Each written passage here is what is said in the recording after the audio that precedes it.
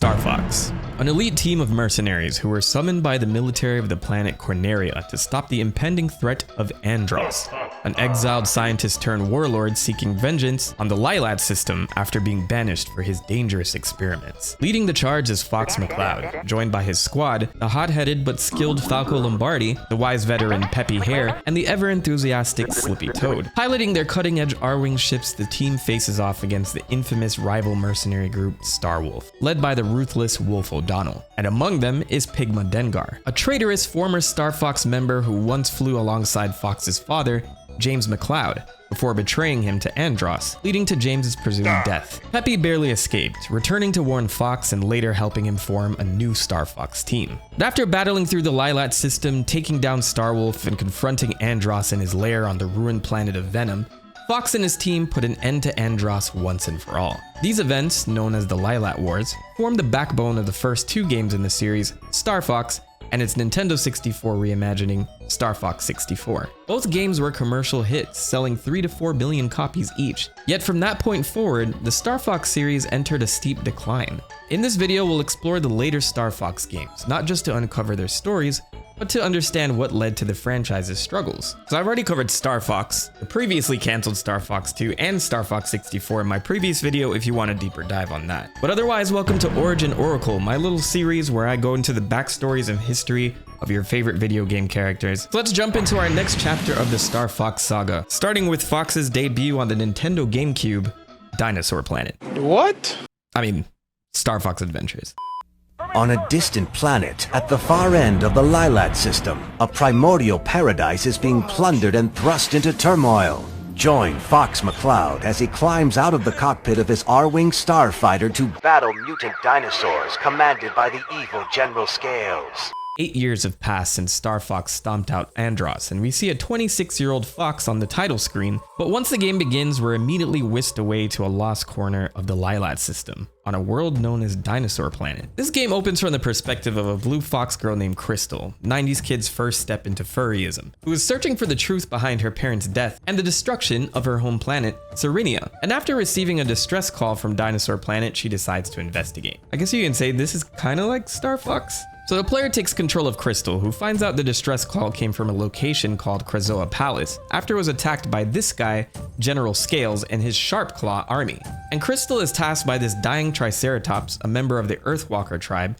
to collect Krazoa spirits that are said to bring life to a planet, and return them to the palace to tip the scales of the war in favor of these dinosaurs so they can stop General Scales. And I love how this voice actor is trying to commit to this made-up language, but it comes off like he's trying not to laugh. Oh, Eve Keo Krazoa.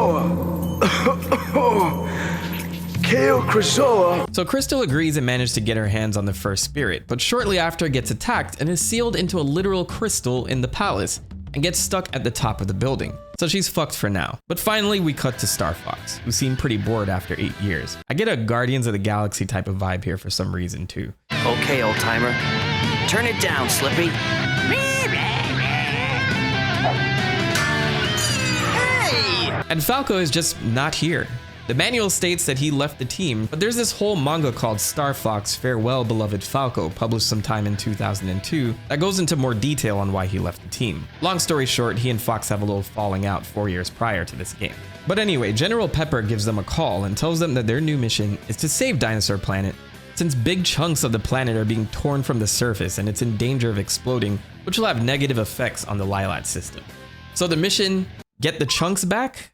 I'm sure that will be easy. Desperate for money, Fox steps up once again as the hero, arriving on Dinosaur Planet to save the day. And completely unarmed, Fox must use a magic staff that was left behind by Crystal to defend himself. So he meets with the queen of the Earthwalker tribe and learns more about the attack from General Scales, who stole 4 spell stones, and Fox needs to collect these stones and bring them back to their temples to restore the planet. Joined by the queen's son, Prince Tricky, Fox goes on this adventure to get the stones back and also retrieve the other Krazoa spirits that Crystal tried to obtain to save the planet and help Crystal. So as you can see, there are much more plot details in this game from the start compared to previous titles, and in the grand scheme of the Star Fox lore up to this point, it feels like a much more isolated incident. Not to mention the gameplay is completely different, with Fox now outside of his R-Wing, exploring a planet with a magic staff to collect a bunch of items to save a damsel in distress. If this sounds familiar, yes, Star Fox has somehow become much more like Zelda here. So how did this happen? Well, we gotta go back to 1997 and check in on the legendary game studio Rareware. Famous for all of their work with the Donkey Kong Country series, and at that time their most recent release, Diddy Kong Racing.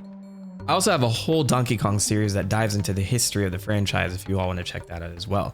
But after Diddy Kong Racing, Rare started development on another Nintendo 64 game known as Dinosaur Planet. And there were many ideas for how this game would turn out before the team settled on it being an open world adventure game based around 2 stories. Initially, it was going to star Timber, their original tiger character from Diddy Kong Racing, who would be time traveling into a prehistoric world. But that idea was shifted instead to star 2 main protagonists, Saber and Crystal, who the player would be able to swap between as the story progressed. Meanwhile, over at Nintendo, Star Fox artist and creator Takaya Imamura wanted to produce a sequel to Star Fox 64. Enter Shigeru Miyamoto, creator of Mario, Zelda, and also largely responsible for the creation of the Star Fox series. He'd agree with Imamura that he could produce a sequel, but this time they would drop the rail shooter gameplay and shift to a more action-adventure title. So Imamura began experimenting with ideas with that in mind, including Fox running around and shooting enemies with a gun outside of his R-Wing. But some time would pass and Rare was already showing off demos of Dinosaur Planet at E3 2000, which caught the eye of Miyamoto, who thought Saber looked a lot like Fox McCloud. And rumor has it he was like, hey guys, you're making this Dinosaur Planet game, and that character looks a lot like Fox. We want to make a Fox action-adventure game, so how about Star Fox Adventures, Dinosaur Planet? So Rare agreed with his suggestion, but some of the developers weren't exactly happy with that decision either. It would require shifting their story and art style to fit Star Fox characters into their new game. According to the game's lead software engineer, Phil Tossell, he said, quote, I don't know for sure where the idea originally came from, but I definitely heard it mentioned that Miyamoto-san had suggested it. Of course, we were slightly disappointed at having to change Dinosaur Planet as we had all become so attached to it, but we could also see the potential of using the Star Fox license. So shortly after it was decided the game would shift to be developed for Nintendo's upcoming console at the time, the Nintendo GameCube. So Rare would completely remove their character Saber and replace him with Fox McCloud, and at one point they even considered removing Crystal entirely, but get this, Nintendo said, leave that in. Apparently Imamura, who was now a producer for the project, said it would be a waste to scrap her fine foxy. Come on now, dawg. And I'm exaggerating a bit, but he did say on record that he and Miyamoto were looking to add sex appeal to the Star Fox franchise. Like, out of all franchises to do it with, why Star Fox? But Imamura drew her final design, which became much more sexualized than the Rare team's initial vision. And he said in an interview with Nintendo Dream, quote, I think somewhere in his mind, Miyamoto's always pictured Star Fox as somewhat mature. And he's been saying things like, wouldn't it be good to add a slightly sexy character? Since the beginning. Likewise for Star Fox 64, although the game certainly appeals to children somewhat, I think Miyamoto felt that leaning fully into that would be going too far, and he wanted to add some more mature touches where possible. I see you, Miyamoto. Anyway, Dinosaur Planet would eventually be dropped from the name, and it would officially become Star Fox Adventures. Gameplay-wise, as I mentioned before, Star Fox Adventures is pretty similar to 3D Zelda titles, with Fox exploring the Dinosaur Planet on foot. And Fox has hearts on the screen to represent his health, and uses this magic staff for both combat and exploration. The player will come across puzzles that will have to be solved during their adventure, as well as collectibles known as scarabs that serve as the form of currency for the game to purchase items and equipment. Prince Tricky is Fox's sidekick for a majority of the game, and will use his abilities or tricks to unlock new areas and find items. But this is Star Fox. What about the R-Wings? Well, there is an R-Wing mode, but it kind of takes a back seat to everything else. Fox will eventually be allowed to travel around Dinosaur Planet using the R-Wing, which opens it up to traditional on-rail shooter segments where you'll be able to battle with enemies like the original titles. Now, you could say Miyamoto had the right idea by trying new things with the Star Fox series, because as I mentioned last video, while Star Fox 64 was positively received, some critics were saying that they played it too safe, and didn't take that drastic leap that the Mario and Zelda franchises did with Super Mario 64 and Ocarina of Time. Even still, this title doesn't seem to get the same attention and nostalgia from audiences, generally speaking, as Star Fox and Star Fox 64. But Star Fox Adventures would launch in September 2002 for the GameCube, and received favorable reviews, sitting at an 82 on Metacritic, and was the fastest selling GameCube game in Japan at that time, and by July 2006, managed to move 1.2 million copies. Critics praised its visuals and simple combat system, but as you can imagine, it got some criticism for the gameplay being too much of a departure from previous titles. Matt Casamassina of IGN even at that time called out that Fox was, quote, clearly only on Dinosaur Planet at Nintendo's request, not because he belongs. And shortly after this release, Rare would be purchased by Microsoft, unfortunately ending their time with Nintendo and their franchises. But before we go into the next stage of Star Fox's decline, let's wrap up his adventure on Dinosaur Planet. So Fox manages to find all the Spellstones, but to get the last Krazoa spirit, he has to get through General Scales, leading to an epic boss battle with Scales, you are no longer any use to me. Now give Fox what he's looking for. Give him the final Krazoa spirit. You will regret this. Never mind. I guess Scales willingly gives him the spirit after some random voice tells him to. Whatever, it's time to save the planet. So Fox returns all the spirits to the Krazoa shrine and saves Crystal, and they immediately fall in love. But plot twist, that head of the Krazoa statue that received all the spirits turns out to be Andros, and this makes no sense. But now that he's free, he decides to head right back out to destroy the Lilat system. So Fox hops into his R-Wing to take him down. And Falco shows up at the last minute to help him defeat him. I would say this moment should have been more epic because Falco just shows up. Different time, different planet, and you still need Falco's help. But together they kill off Andros once again, and Dinosaur Planet is finally restored. Falco asks to join the team once again, and after some hesitance, Fox agrees. But also, Crystal decides to call up Fox to thank him officially, and that's to say thank you. Well, okay. I mean, sure, no problem. You're not shy, are you, Fox? My sensors indicate Fox's temperature is rising. Are you okay, Fox? I'm gonna be just fine. yeah, so that's how the game ends, and Crystal officially joins the Star Fox team. Speaking of which, remember I said Crystal is investigating the destruction of her home planet and the murder of her parents? Well, apparently that lore is exclusive to the instructions manual in the US. Not a single mention in the Japanese manual, or were they mentioned ever again in future games. So essentially more abandoned lore in the Star Fox universe. It's kind of insane at this point. I wouldn't say this game was responsible for Star Fox's decline on its own, as it sold pretty well considering the GameCube was a less popular console than the N64. But late in the GameCube's life cycle, when the next generation of consoles were right around the corner, Nintendo would follow up with a new Star Fox title, Star Fox Assault. The hunters become the hunted. Fox McCloud and his Star Fox team hunt their enemies by air, by tank, and by foot in their newest adventure, Star Fox Assault. Once again, we return to the Lilat system. 1 year later after Star Fox Adventures, with the Corneria army cleaning up the remnants of Andros's army. Stinking ape. Whoa there, Commander. But in this dire moment, the Great Fox arrives with the complete Star Fox team, and already Fox seems much more mature than his adventurous personality. Oh, and how cute, Crystal's by his side now. I guess Miyamoto mandated the sex appeal for this game too.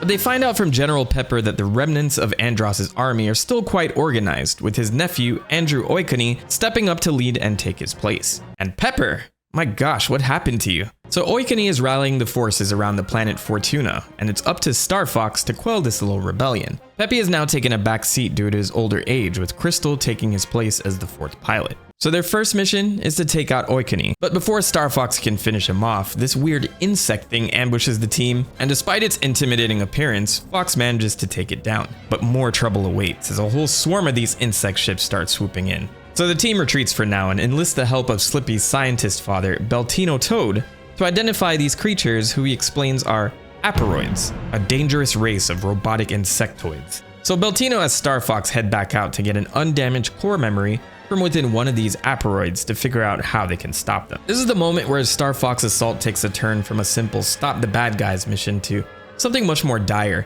But before we follow Fox and his team deeper into the Aporoid invasion, let's rewind and talk about how Assault itself came together. It's rewind time. Believe it or not, Star Fox Assault was informally announced in May 2002, several months before the release of Star Fox Adventures. The game would have several working titles like Star Fox Armada, Star Fox 2, and just Star Fox. And during the initial press release, there was a tentative release date of April 2003, but as we'd come to find out, it would go through several delays before its final release date of February 2005.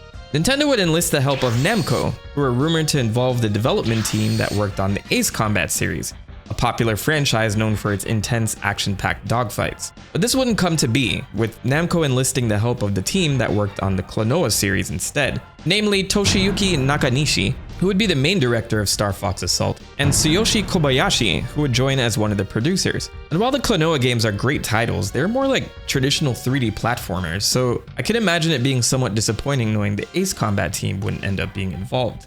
Shigeru Miyamoto and Takaya Imamura headed up production from the Nintendo side, wanting a game that would be a more traditional Star Fox title after taking a bit of a risk with adventures. But with that in mind, development started with its multiplayer battle mode since Imamura had a strong desire to build on the mechanics established in Star Fox 64. On the Namco side, they cooked up a concept known as vehicle swapping war action game, and wanted players to be able to quickly swap between vehicles in the game, like the R-Wings, Landmasters, and a much more robust version of the on-foot combat they experimented with in Star Fox 64. Still, most of their efforts continued to go into multiplayer battle mode, and there are apparently times they even questioned having a single-player campaign at all. So with this in mind, Nintendo and Namco would bring a demo to E3 2003 with only multiplayer, and journalists who attended already were disappointed. IGN describes the graphics as simple, large environments with minimal polygons, and while the multiplayer gameplay was interesting and responsive, they weren't blown away. And according to Electronic Gaming Magazine, quote, "During a brief and remarkably unimpressive clip of Star Fox 2, the cheers quickly faded to stunned silence, finally broken by a single loud boo. Something was definitely wrong." So after that response, the Assault team would crank out a proper story mode, which led to multiple delays, and when it returned to E3 2004, it was received a little bit better. Namco themselves would handle the plot of Assault, with the Aperoids being somewhat of a callback to Namco's Galaxian series with its insectoid alien enemies. But Imamura and the Nintendo staff would be heavily involved in how the Star Fox team and the overall Lilat system would be portrayed. They wanted to connect the events of Star Fox Adventures somehow, and show the growth of the characters over the course of a year? Nice name. Okay, lady, I'll bring your son back to you. Can you give me some directions? Those without strong wills, allies or enemies? What is it, Fox? Nothing. That sounds like someone I know, that's all. So it felt like this game finally was meant to expand the world building of the Star Fox universe a little bit. Though after its launch in 2005, it was received with mixed reviews, getting some of the lowest scores for a Star Fox title ever. Many complained about sloppy controls for on-foot and ground mission gameplay, as well as its more simplistic design. And though critics liked the mechanic of quickly swapping vehicles, it was a much harsher version of the criticisms that Star Fox 64 received, with some saying that the game lacked originality and the chops to prove itself as a next-generation sequel. And while Nintendo dubbed the game a commercial success, sales numbers were never fully made public, with many reports saying the game didn't even break 1 million copies, making it the lowest sales number for a Star Fox title at that time. I strongly believe this title was the beginning of Star Fox's decline, and a crucial missed opportunity to have this series take off for a much younger generation. But you could say this game failed to sell for multiple reasons. The GameCube was on its way out, with Nintendo fans already buzzing about the next generation, which would be the Nintendo Wii that released the following year. Maybe its lukewarm E3 showings and its failure to impress gaming journalists had an impact as well. And I'd even go as far to say that at that time, Nintendo was not the company it is today when it came to branding, with them finding more success via handheld devices like the Nintendo DS. You can tell there was a bit of an identity crisis going on here. Of course, Mario will never start shooting hookers. Anyway, we return to our ass-gripping story, with the Star Fox team traveling from planet to stop the Aperoids. And they run into old friends like Pigma Dengar, who steals the Aperoid core memory right from under their nose to sell on the black market. So the team hunt down Starwolf to find out Pigma's whereabouts, and we find out they had a few adjustments to the team. Allow me to introduce myself. I am Panther, and all who see my roles meet death. What a Chad. So Fox and the gang continue to track down Pigma as the Aperoid threat gets worse, and while they manage to find him, the Aperoids have infected him and mutated him into a monster. Oh well, I guess there's nothing else we can do but kill him! And Fox doesn't hesitate, finally getting his revenge for the betrayal of his father. Good. So with the core memory in hand, they send it back to Slippy's father to help put an end to all of this. Fox and Crystal also pop into Dinosaur Planet, now named Sauria, to help them with the Aperoids threat, with Fox running into a familiar face, Prince Tricky. It's a nice little cutscene to tie the plots of the two games together, and it's about time we got some consistent continuity in these titles. But after their little vacation, the situation gets even more dire, with the Aperoids closing in on Corneria and General Pepper getting infected. So the Star Fox team rush back to contain the invasion, and while they manage to hold their ground, it becomes clear that the Aperoids won't stop unless something is done at the source. Thankfully, with the core memory retrieved, Beltino Toad finally uncovers a solution. They're vulnerable to apoptosis, a form of programmed cell death that occurs in organisms. So knowing this, he creates a program that could shut down the Aperoids for good. The catch? It has to be delivered directly to the Aperoid Queen at the heart of their homeworld. So with the surprising help of Starwolf, the team launches a desperate offensive, but the road to victory isn't easy. The Great Fox is lost in battle. Peppy barely makes it out alive. Peppy's opened a road for us. We've got to move on. Without him. So come on. And the Aperoid Queen refuses to go down without a fight, even using the voices of past allies to try and manipulate Fox. Fox. Dad? That's enough. There's no need for you to be hurt anymore. You gotta love that James got a new pair of glasses for this cutscene. It's kind of funny. I could never take this seriously. Still, after a tough battle, Fox and his team finally deliver the kill shot, wiping out the Aperoids and saving the Lilat system once again. Peppy and the other infectees manage to survive as well, and with the immediate threat gone, the Star Fox team heads home, having once again saved the day. So as I mentioned before, the reception was pretty lukewarm, even with a game with seemingly higher stakes and brand new mechanics. But Nintendo didn't get discouraged from releasing another Star Fox game, this time on a brand new platform the following year. If you look here, notice the rings of Saturn. This is the part where the dogfight begins. This is Star Fox Command, released for the Nintendo DS in August 2006. We pop back into the Lilat system 3 years after the end of Star Fox Assault, and there's a lot of drama. The Star Fox team is disbanded, with Peppy now the commander of the Cornerian army after General Pepper's retirement. But Falco decided to go independent once again, Slippy retired to go start a family with his fiancée Amanda, and hold up, Crystal joins Starwolf after breaking up with Fox? So yes, at 30 years old, Fox gets cooked, and the only one left is his loyal robot, Rob64. And to make matters worse, they stumble upon the next threat to the Lilat system, the Anglers, a race of aquatic beings that were bioengineered by Andros, just waiting in the acidic seas of venom to take their turn for galactic domination. So led by the Angler Emperor, they begin their war by taking control of most of the planets, with Fox taking it up on himself to go stop them. But Star Fox Command does this interesting thing where narrative-wise, it introduces multiple story paths influenced by Fox's actions and dialogue choices selected by the player.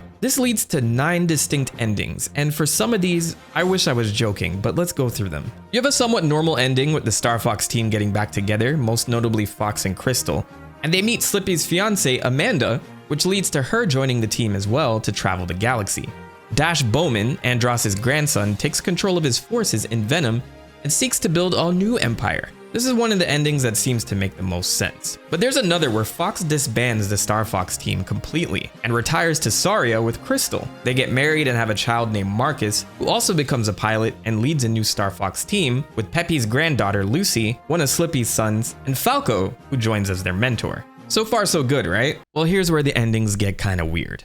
There's one where Fox doesn't come clean about his feelings for Crystal, leading to her leaving forever, with this iconic still of her running away as Fox breaks into tears. And Fox, in his depressed state, ends up alone, with Falco and Slippy deciding to just leave him be. Crystal joins Starwolf permanently and becomes one of the best pilots in the galaxy. And the weird thing is, every player has to see this ending before they're able to go back and access the other ones. Maybe they did this on purpose to make sure players were unsatisfied with this so they would go for the others? Out of all the endings, I find this one interesting to be the mandatory one. Alright, so how about Crystal living in shame for leaving Fox and the team, to the point where she becomes this alter ego bounty huntress named Cursed. She'd run into Fox again with her new persona at some point, and he wouldn't recognize her. Their fate remains unknown. There's also these character-specific endings, like with Slippy fully committing to his family and leaving the team permanently, being married by Rob64, and having several kids with Amanda. We see an old Slippy telling his grandkids that he wonders what happened to the rest of the Star Fox team, confirming that they just grew apart after this, which is a little depressing to think about. But good for you, Slippy. Okay, one more. We see this ending with Fox still pretty sad that he and Crystal fell out, with her fully joining Starwolf. So Fox asks Falco to come with him to a bar at his home planet of Papatoon. Oh, and they finally acknowledge his home this time. So they head to this bar so Fox can cry it out, and for a while Fox remains despondent, but Falco has this amazing idea to engineer their R-Wings into racing machines and go to join the G0 Grand Prix, as a nod to the F-Zero series. So in this ending, he and Fox become full-time racers and finally put their life in Star Fox behind them. Okay, so I'm not saying that this game is bad, but what happened here? This seems like quite the departure. Not only is this story a bit wacky, the gameplay was another experiment for Nintendo's new handheld at the time, the Nintendo DS. The player would take command of several ships on an overworld map to avoid enemies from reaching the Great Fox. Similar to the mechanic we see in Star Fox 2, where you navigate two members of Star Fox to both make progress on the map while defending Corneria from Andros' ships. The player and the enemy will take turns moving their ships, and when you encounter them, battle mode begins, which is more of the traditional Star Fox gameplay. Though rather than being an on-rails level, the player is deployed in an open arena where the objective is to destroy all the enemies. Destroy the mothership on the map and the mission is completed. This game was pitched by Dylan Cuthbert, a former Argonaut Games employee who was involved in the creation of Star Fox for the SNES and Star Fox 2. How did Crystal make it from Serenia, a planet that I might add is in a totally different solar system, to Sarina? I mean, what happened to it? Did Andros blow up her planet? How did she escape? I mean, sure, she might have just flown there and... He'd open up his own studio known as Q Games and would be approached by Shigeru Miyamoto himself, who suggested a demo for Star Fox for the upcoming Nintendo DS. Apparently he wanted to see more ideas from the unreleased Star Fox 2, including the strategy mechanics I mentioned before, and how this would work on the hardware's dual screens. Q Games would be in charge of the game's development, while music, sound, story, and the characters were handled in-house by Nintendo. Takaya Momura would return as the producer and writer for Star Fox Command, initially going for a single narrative before Cuthbert would convince him to try branching storylines and endings instead, inspired by choose-your-own-adventure books. Imamura said, quote, "I was writing the storyline for this game, and I said that it was too much work for me. We pushed each other back and forth, but Dylan wouldn't let me not write it, so it became the big branching story that it is. I didn't base any of it on this, but the TV show 24, with its focus between each individual storyline and character, their families, and all the intricate weaving going on, it was something that influenced the way I approached this." In later interviews, Imamura has mentioned that Command was a personal desire to end Fox's story, and with all the branching endings, he wanted to leave the true ending up to the interpretation of the player. The plan was to explore different periods of the Star Fox timeline in future games, like prequels, or sometime after adventures, while Command would be that established endpoint. Multiplayer would be implemented as well, supporting 6 players in local wireless matches, and up to 3 players over Wi-Fi, making this the first online multiplayer for the Star Fox series. Players would have to destroy opponents using the R-Wings, and collect stars that are on the maps after the opponent is destroyed, which leads to a more competitive set of rules where players can steal stars even though they didn't get the kill. Star Fox Command would receive somewhat positive reviews, with it having a 76 on Metacritic, but once again, those sales numbers aren't public. I see some estimates of 456,000 total copies sold, selling even less than Star Fox Assault on a more successful console. To put this in perspective, Super Mario 64 DS sold 11 million copies. I know it's Mario, but damn. So after Command, Nintendo would put Star Fox on a 5-year hiatus, only breaking the silence by releasing Star Fox 64 on their next handheld console at the time, the Nintendo 3DS. It was mostly the same game with fully improved graphics, new multiplayer modes, new visuals, and updated controls, and it was received positively, averaging high 7s and 8s from critics, and managed to sell over 1 million units. Nintendo played it very safe by adding some new color to a classic title. But after this, another 5 years would go by before Nintendo finally came forward with a much bigger announcement.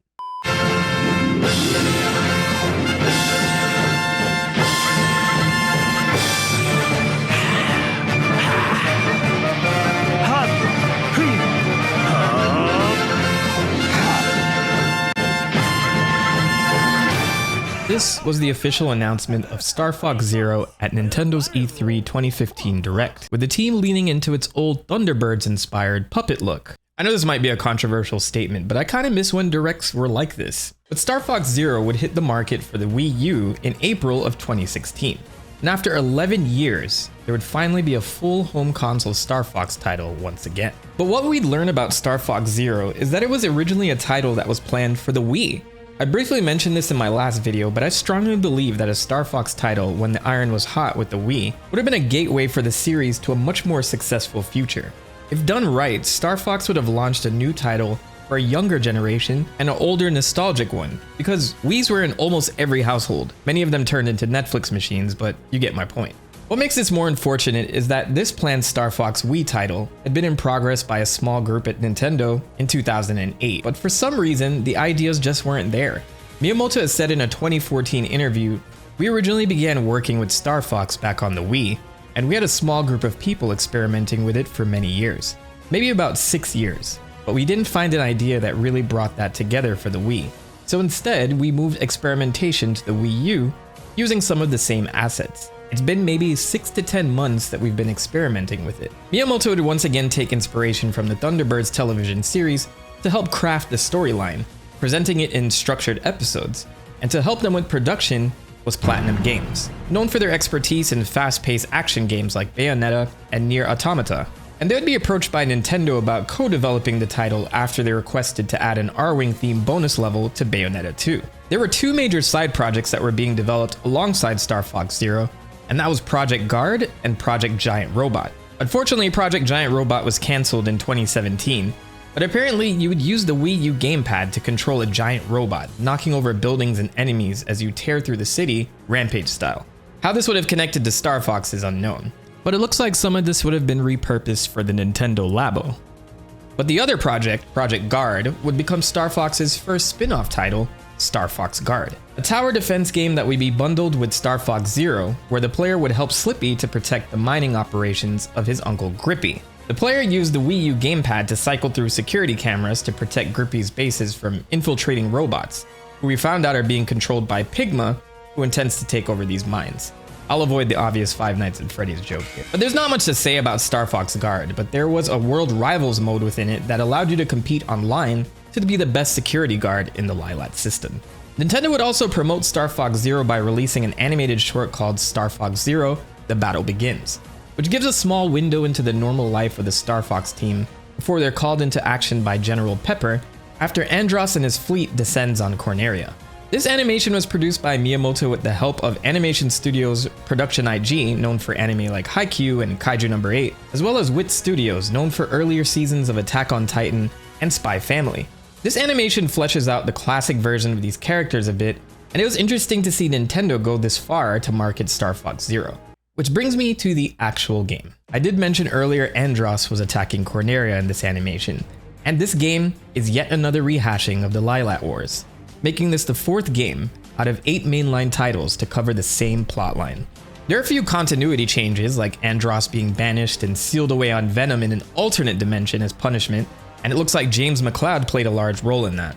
It's also clarified that Pigma was working undercover for Andross during his time on the original Star Fox team. Star Fox Zero goes back to being a much more traditional Star Fox game, spent entirely in Fox's R-Wing, but the team would try to shake up the gameplay a bit by utilizing the Wii U gamepad to display Fox's perspective in the cockpit, while the TV would display the R-Wing in 3rd person. The player can use the gamepad's gyroscopic controls to aim Fox's weapon, while the left stick is meant to maneuver the R-Wing. There's some elements from previous games here, like the bipedal walker that was in Star Fox 2, the Landmaster, and a new vehicle known as the Gyro Wing that allows Fox to move around with a helicopter that can deploy a robot that's able to perform various tasks.